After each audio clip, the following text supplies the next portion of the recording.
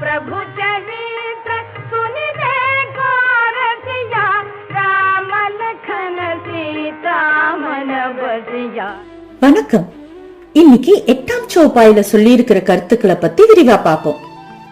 நம்ம ஹனுமார் ராமர் கதைய ரொம்ப ஆனந்தமா கேட்பாரு.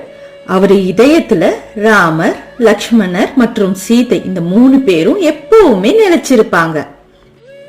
கதை கேட்கறது நீங்க ரொம்ப சிம்பிளா சொல்லிட்டோம்.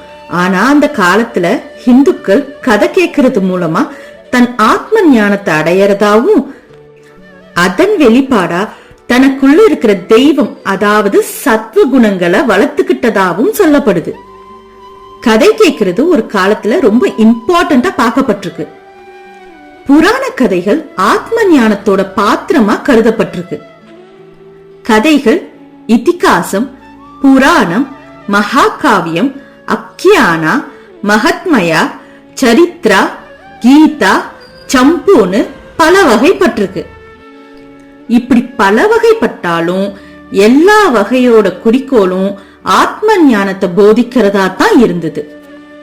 ஹனுமார் தன்னை புதுப்பிச்சுக்கிறதுக்கும் ஊக்குவிச்சுக்கிறதுக்கும் ராமர் கதைகள்ல மூழ்கிடுவார்னு சொல்றாங்க.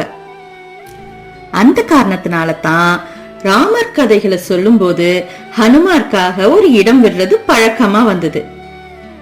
நல்ல கதைகள்ங்கிறது ஊட்டமளிக்கும் உணவு போன்றது. அந்த கதைகளை பாராயணம் பண்றது மூலமா ஹனுமார மகிழ்விக்கிறதா ஐதீகம்.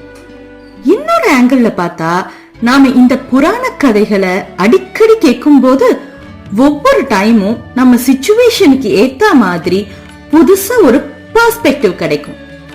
அது அந்த சிச்சுவேஷனோட ப்ராப்ளத்துக்கு ஒரு சொல்யூஷனா கூட அமையும். இன்னும் சொல்ல போனா நம்ம பர்சனல் லைஃப் ஸ்டோரிய ஷேர் பண்ணும்போது நம்மளோட ப்ராப்ளத்தோட சொல்யூஷன் மத்தவங்க கிட்ட கூட இருக்கலாம். உதாரணத்துக்கு ராமரும் சுக்ரீவரும் தன்னோட ப்ராப்ளத்தை ஷேர் பண்ணிக்க தயங்கி இருந்தா சுக்ரீவருக்கு தன்னோட நாடும், சீதைய கண்டுபிடிக்க ராமருக்கு வானர சேனையும் கிடைச்சிருக்காது. ஆனா நாம நம்ம பர்சனல் ஸ்டோரிஸ பகிரும்போது ரொம்ப கவனமா இருக்கணும். யார்கிட்ட எந்த நேரத்துல எதை பத்தி எப்படி பேசுறோம் அப்படிங்கறத நல்லா அறிஞ்சு பேசணும். எல்லா நேரங்கள்லயும் நம்மளால இப்படி இருக்க முடியறது இல்ல, அதுதான் நிதர்சனம். அந்த மாதிரி நேரத்துல நமக்கு பக்க பலமா இருந்து வழிகாட்டுறது நம்மளோட புராணங்கள் தான். பல சிச்சுவேஷன்ல நாம எந்த மாதிரி நடந்துக்கிட்டா என்ன மாதிரி விளைவுகள் வருங்கிறத வாழ்க்கை பாடமா வாழ்ந்து காமிச்சு நமக்கு விளக்கி இருக்காங்க.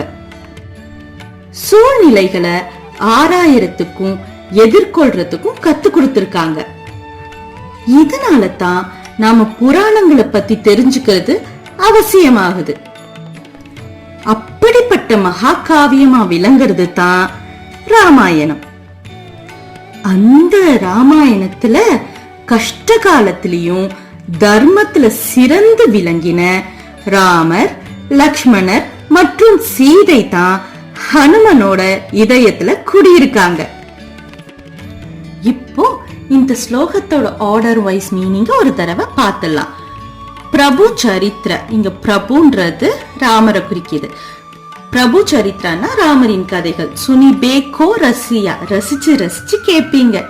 ராம் லக் சீதா மன் பசியா, ராமர், லக்ஷ்மணர், சீதா அவங்க 3 பேரும் உங்க மனசுல குடியிருக்காங்கன்னு துளசிதாசர் சொல்லியிருக்காரு. நன்றி.